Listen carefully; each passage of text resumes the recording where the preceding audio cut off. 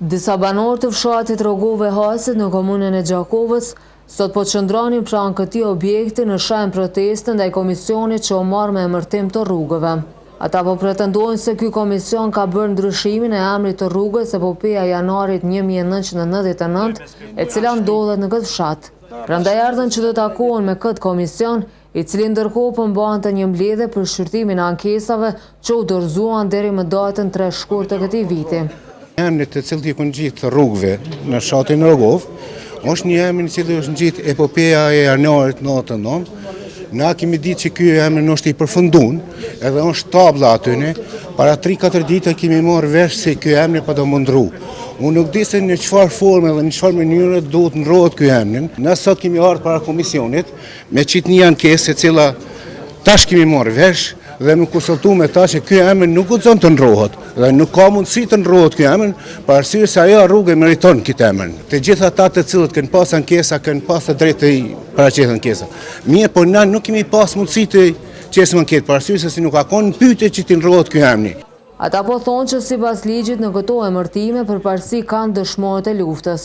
Vetëm që atë mahalli kemi 7 dëshmorë. E kemi një familje i cili i ka thonë 3 djemt me gjithë babën, 4, plus i kemi tjerë. Kemi edhe anëve tjerë të cilët aty kanë ra. Kësaj proteste ju bashkua edhe Zarife Morina nga Rogova Hasit, të cilës në luftë ia vran burrin dhe 3 djemt. Sipas protestuesve, këta dëshmorë janë edhe arsyeja pse kjo rrugë duhet të vazhdojë të mbajë emrin Epopeja Janarit 1999. Ky emër nuk ka mundësi mundru se ka vendin e vet, se kanë dhënë 7 dëshmorë, e kanë dhënë 24 aty në prejën grin që të emër nuk i takon asaj rrugë kurrë. Vetëm që se jenë ra për qatë rrugë për që të lirit vendit. Më pas banorët u pranuan për takim në zyrën ku po qëndronte komisioni për emërtim të rrugëve. Pas kësaj ata na treguan se komisioni u tha se nuk do të ketë ndryshim të emërtimit të kësaj rruge. Se nuk do të ndodhë një gjë e tillë, e tha dhe kryetari i këtij komisioni. Emri mund të ndrohet vetëm me vendim të kuvendit komunal, në fazën e punës nuk kanë ndruar emra, por dikush me qëllime të caktuar ka grupuar një grup njerëzve që kam shumë respekt për ta, sepse shumica e tyre kanë pas shok të luftës dhe një personalisht, por është një tendencë e caktuar që më jep kohë tjetër këtij procesi.